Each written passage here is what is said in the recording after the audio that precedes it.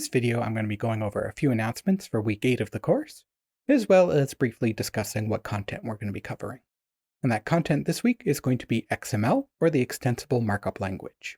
This isn't something that's covered in your textbook. Instead, we're going to be covering it through some video tutorials, as well as some tutorial slides. But first, onto those announcements. So assignment 4 is also now posted, and it's going to be covering XML, schemas, and importing your XML into Microsoft Access. The due date for that assignment is going to be July 7th. And I do highly recommend that you use Notepad++ for this assignment, just because it has tools that you can add in for handling XML documents, validating them, checking the syntax, and things like that. Like Access, Notepad++ is only available for Windows, but unlike Access, there are alternatives available for macOS. So in this case, macOS users, that's Apple computers, can use brackets, or they can use Notepad++ on my VLab, or if you're in London, you can go to the Gen Labs. If you do use brackets, you're going to have to find another way to validate it. I believe I suggest validation.com, and that's included in the lecture notes. If you're a Notepad++ user, you can simply use the XML plugins. And how to do all that is covered in the tutorial, so don't worry if you don't understand that right now. So let's talk about the content this week. And this is my suggested path for the content. You can do it a different way, but this is what I had in mind when I designed it. So first, there's some XML and XSD tutorial slides.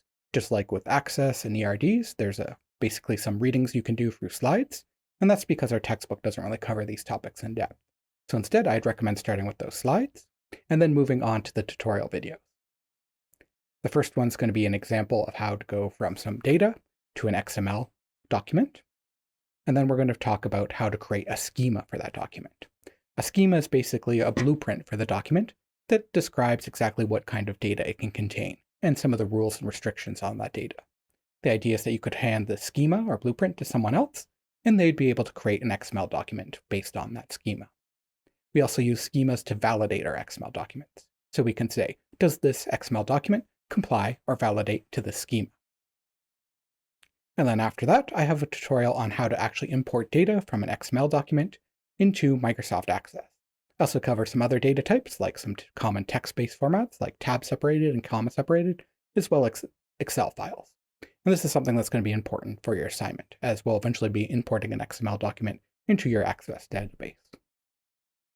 And lastly, I have an XML homework problem posted on OWL. And you can find that right here under the homework on our current week's tab. And instead of my lab homework, it's going to be just an OWL-based homework assignment. It's going to have a few steps you can follow through, and it will explain along the way how to make an XML document from some given data. This isn't required, it's not graded, but it is a good practice exercise to do to get you ready for the assignment and eventually for the quiz and the final exam. So last thing in this video is going to be the participation activity. And what we're going to be doing is we're going to be creating an XML document.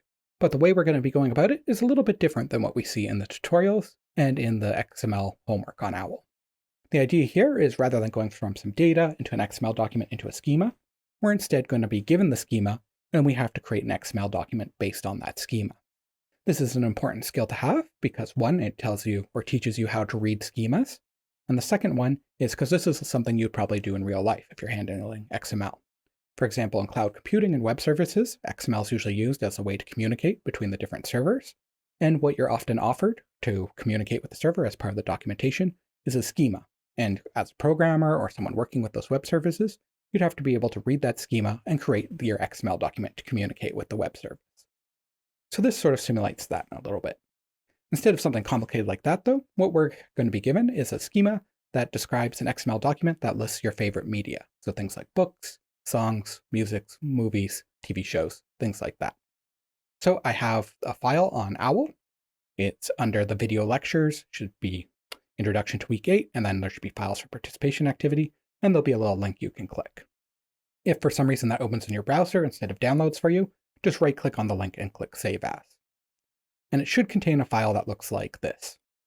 Don't worry if you can't see that well in the video, you'll be able to download that and take a closer look. And what I want you to do is read over this schema, click carefully, and then try to create an XML document based on that schema. The data in the document can be whatever you want. It can be your actual favorite media and actual information about you, or it can be just things you made up. What I really care about is, can you make that XML document that conforms to that schema? Now, this is a participation activity, so that means I'm not going to be marking it strictly on correctness or giving you like a thorough breakdown of what you did wrong. Instead, it's going to be marked on completion. Did you do a good effort to make this document?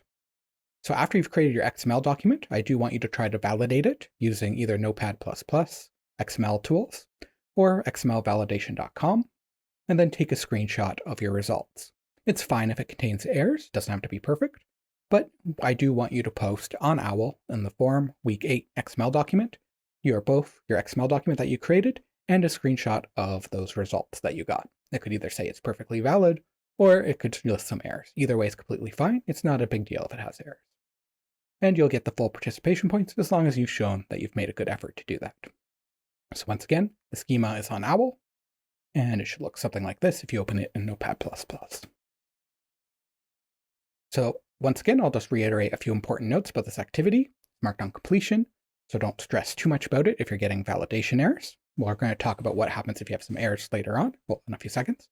And even if you do have validation errors or it's not quite perfect, still post it because, again, we're marking on completion here. So I don't want you to spend too much time on this. The goal should be around 1 or 2 hours. I don't want you to waste your whole week trying to get this perfect. And that brings us to our optional bonus activity. So because, as I mentioned, you could be posting your solution with some errors in it, as a bonus, if you're really familiar with XML and you've been following along with the tutorials and things, you can help your other students that have errors in their documents. So after you post your XML document, you should be able to view other students' submissions for this, and then you can take a look, see if any of them have validation errors or some things are a little bit off in their document, and then you can provide constructive, helpful feedback. For example, give them some tips on how they could correct those errors, or ideas of could be wrong in their document, why they're getting those validation errors. And you can get up to 25 participation points bonus for each post that's helping another student in this forum, to a maximum of 100 bonus points for this activity. And again, those posts aren't just going to be based on how many you made, it's going to be based on the quality of the post. So as long as you're genuinely helping the student, providing actual constructive feedback, then you can get those bonus marks. So the idea here with this activity is to sort of help each other and provide each other feedback, rather than sort of like a strict marking you'd get by a TA in an assignment.